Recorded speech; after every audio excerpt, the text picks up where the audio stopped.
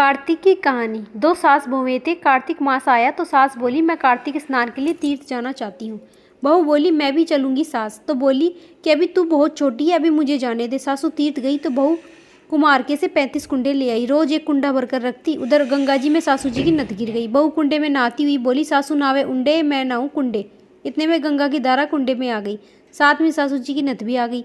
बहू ने नत पहचान ली और अपनी नाक में पहन ली। महीना पूरा हुआ, सासू जी आई। बहू सामने आई तो सास नत देखकर बोली कि तू यहाँ यह कहाँ से लाई। सास बोली, ये तो मेरे कुंडे में गंगा की धारा के साथ आ गई। पर सास ने कुछ ध्यान नहीं दिया। फिर सास बोली, मुझे ब्राह्मण भोज करना है। तो बहू बोली, सासू जी 2 ब्राह्मण मेरे भी जिमा दो, मैंने भी कार्तिक स्नान किया है। तब सास ने कहा कि तूने कहाँ कार्तिक स्नान किया है। तो बहू बोली, ऊपर चलो मैं आपको बताती हूँ। ऊपर गए तो देखे तो सारे कुंडे सोने के हो गए। बहू बोली, मैं रोज कुंडा भर के रखती थी और सुबह जल्दी उठकर नहाती और उल्टा करके रख देती थी। तब सासू जी बोली कि बहू तू तो बहुत भाग्यवान है, जो साक्षात गंगा जी तेरे पास आई। तूने श्रद्धा और विश्वास से कार्तिक स्नान किया तो भगवान ने तुझे फल दिया। दोनों सास बहू ने धूमधाम से ब्राह्मण जिमाकर दक्षिणा देकर विदा किया। हे गंगा मैया, जैसे बहू पर कृपा करी, उसको कार्तिक स्नान कराया, वैसे हमको भी करवाना। तुलसा जी की कहानी। कार्तिक के महीने में सब कोई तुलसा माता को सींचने जाती। सब कोई तो सींच कर आ जाती, पर बुढ़िया माई आती और तुलसा जी माता जी से कहती, तुलसी माता सत की दाता, मैं तेरा बिड़ला सींचू, तू कर निस्तारा मेरा। तुलसी माती अड़वा दे, लड़वा दे, पीताम्बर की धोती दे, मीठा मीठा ग्रास दे, वैकुंठा का वास दे, चटक की चाल दे, पटक की मोत दे, चंदन का काट दे, झालर की झनकार दे, साई का राज, दाल भात का भोजन दे, 11 का दिन दे, कृष्ण का कांदा दे। इतनी बात सुनकर तुलसा माता सूखने लगी। भगवान ने पूछा कि तुम्हारे पास तो इतनी औरतें आती हैं, तुम जिमाती हो, गाती हो, तो भी तुम कैसे सूखने लगी हो। तुलसा माता ने कहा कि एक बुढ़िया माई आती है जो रोजाना इतनी बात कहकर जाती है। मैं तो सब कुछ तो दे दूंगी, पर कृष्ण जी का कंधा कहाँ से लाऊंगी। थोड़े दिन बाद बुढ़िया माई मर गई। सब कोई उसको उठाने लगे, पर वह इतनी भारी हो गई कि उठे ही नहीं। सब कोई कहने लगे कि पाप घाट की माला फेरती थी, जिससे इतनी भारी हो गई। भगवान बूढ़े ब्राह्मण का रूप धारण करके आए और पूछने लगे, कितनी भीड़ क्यों हो रही है। सब बोले, एक बुढ़िया माई मर गई, पापनी थी इसलिए किसी से नहीं उठ रही। तब भगवान बोले कि इसके कान में मुझे एक बात कहने दो, यह उठ जाएगी।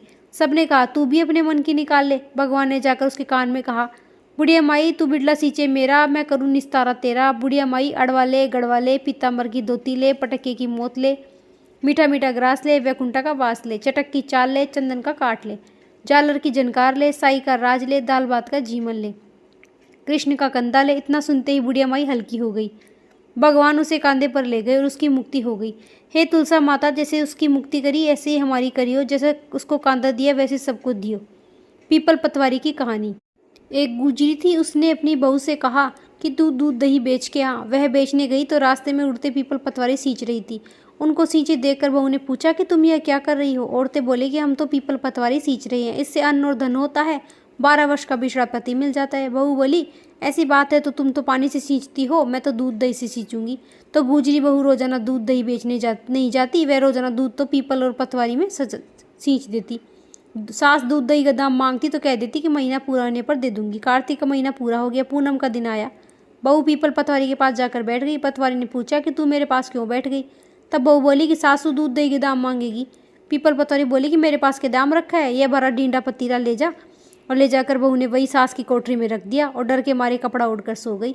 सासू बोली कि ला बहू पैसे दो, कोठरी में रखे हैं। सासू ने कोठरी खोल के देखी तो हीरे मोती जगमगा रहे। सासू बोली कि बहू इतना धन कहाँ से लाई। बहू ने आकर देखा तो सच्ची में ही धन भरा। बहू ने सासू को सारी बात बता दी। सास ने कहा कि अब की कार्तिक आएगा तो मैं भी पतवारी सींचूंगी। कार्तिक आया, सास दूध दही तो बेच कर आ जाती और हांडी धोकर पीपल पतवारी में चढ़ा देती। आकर बहू से कहती, बहू मेरे से दाम मांग। बहू कहती, सासू जी से आपसे भी कोई दाम मांगेगा। वो बोली, मांग। तो बहू बोली, सासू जी पैसे लाओ। तो वह पीपल पतवारी के पास जाकर बैठ गई। पीपल पतवारी ने सासू को भी पान पतीला भर दिया, डींडा दे दिया। उसने वही ले जाकर कोठरी में धर दिया। बहू ने खोल कर देखा तो उसमें कीड़े मकोड़े बिलबिला रहे। बहू ने कहा, सासू जी ये क्या लाए हो। तब सासू ने आकर देखा तो बोलने लगी, पीपल पतवारी तो बड़ी दोगली है, पटपीपण है, इसको तो धन दिया और मुझको दिया कीड़ा मकोड़ा। तब सब कोई बोलने लगे कि बहू तो सत की सींचती थी, तू तो भूखी है, तू तो धन की भूखी सींचती है। हे पतवारी माता, जैसे बहू को दिया वैसे सबको देना, जैसे सास को दिया वैसे किसी को मत देना। लपसी तपसी की कहानी। एक लपसी था, एक तपसी था। तपसी तो भगवान की तपस्या करता। लपसी रोजाना 1.25 सेर का हलवा बनाकर भगवान को भोग लगाकर ताली हिलाकर जीम लेता। एक दिन दोनों में झगड़ा हो गया। लपसी बोला मैं बड़ा, तपसी बोला मैं बड़ा, क्योंकि भगवान की तपस्या करता हूँ। नारद जी बोले कि तुम्हारा फैसला मैं करूँगा। दूसरे दिन तपसी नहाकर आने लगा तो नारद जी ने 1.25 करोड़ का मुंदरा तपसी के आगे गिरा दिया।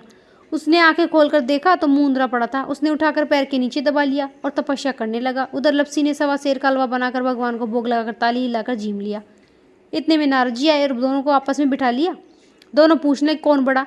नारद जी ने तपसी से कहा कि अपना पाँव हटा। पाँव हटाते मूंदरा निकला। तब नारद जी बोले कि मूंदरा चुराने से तेरी तपस्या भंग हो गई, इसलिए लपसी बड़ा है। तब से कहने लगा कि मुझे मेरी तपस्या का फल कैसे मिलेगा। नारद जी बोले कि तेरी तपस्या का फल कार्तिक नहाने वाली देंगी। सब कहानी कहकर तेरी कहानी नहीं कहेंगी तो कार्तिक का फल तुझे हो जाएगा। धोती देकर अंगोछा नहीं देंगी तो सीधा देकर दक्षिणा नहीं देंगी। ब्राह्मण जिमा कर दक्षिणा नहीं देंगी।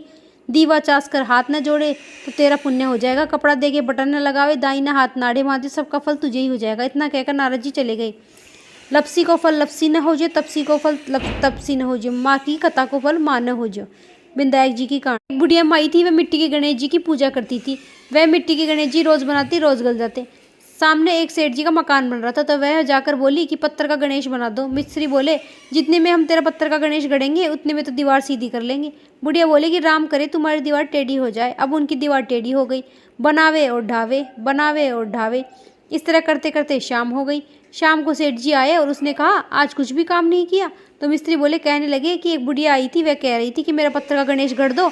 हमने नहीं गढ़ा तो उसने दीवार टेढ़ी होने को कहा। जब से दीवार सीधी ही नहीं बन रही। सेठ ने बुढ़िया माई को बुलवाया और कहा कि हम तुझे सोने का गणेश मंड देंगे, हमारी दीवार सीधी कर दो। सेठ जी ने बुढ़िया को सोने का गणेश मंडवा दिया और सेठ जी की दीवार सीधी हो गई। विनायक जी महाराज जिस सेठ की दीवार सीधी करी वैसी ही सबकी करना। कहते हुए सुनते हुए हुकारा बढ़ते सारा परिवार की रक्षा करना। हे कार्तिक महाराज सबकी मनोकामनाएं पूरी करना, सबकी रक्षा करना। जय श्री राधे बोलिए कार्तिकेय भगवान की जय। राधे राधे।